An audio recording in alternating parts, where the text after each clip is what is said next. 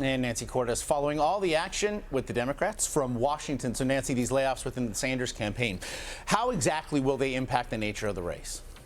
In a couple of important ways, Josh. First of all, there's just perception. When you look like you don't think you're going to be able to go the distance, that causes some of your supporters to think twice about backing you. Now, in Sanders' case, that's probably a little bit less of a problem. He has very loyal supporters. They understand already that he has a very, very slim chance to win the nomination, and they've stuck with him this far. But it certainly means that he has to focus his resources. You know, he's now just got about 300 campaign staffers. That might sound like a lot, but he had 200 people on the ground in Iowa alone, and he's got 10 states where he still needs to compete. So he's going to have to focus most of his resources on California. That's a state where they want to make a big splash, and even then, that's not as large of a staff as he might want. And so he's going to have to rely on volunteers as well, and luckily there are a lot of them. He has said to you, among other people, that he is staying into California in June, Philadelphia in July. But now he's also making clear he wants a major role in shaping the party platform. Yes. The DNC says stay in the race as long as you want. But right now, as this pivot is happening in real time, does Bernie Sanders risk alienating delegates in Philadelphia who feel that he should now be marshaling support for Hillary Clinton?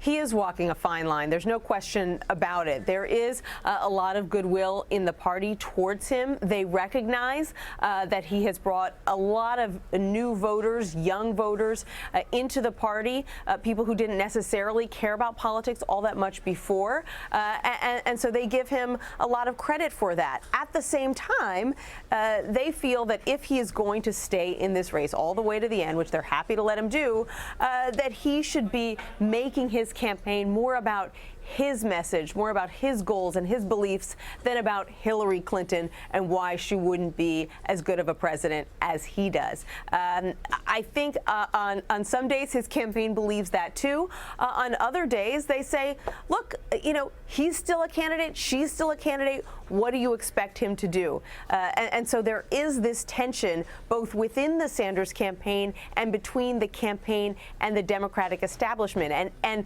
if we're still you know, a month out from the convention, Hillary Clinton has clinched the number of delegates she needs to become the nominee, and he's still taking shots at her. That's when things could get a little risky. Yeah, you mentioned the existence of the two Bernie Sanders yesterday. Yesterday, we also saw him expressing that precise exasperation.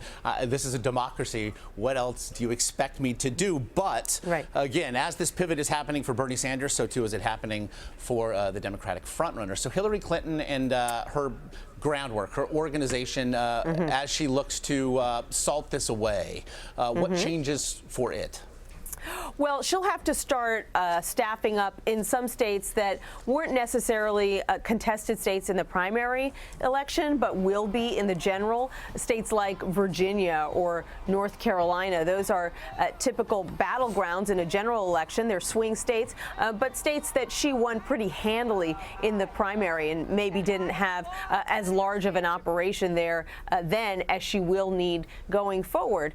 She's also going to have a lot of work to do to win over Sanders supporters. You heard her start to do that this week in her victory speech in Philadelphia. But, you know, she is going to need to try to convince those voters that she shares Senator Sanders' passion. She shares his concerns about income inequality, about health care, about student debt, while at the same time not going so far to the left to try to win them over that she alienates some of the independent voters that she'll need in the general election. Lots to do still for her as well. Nancy Cordes, we appreciate it. You're welcome.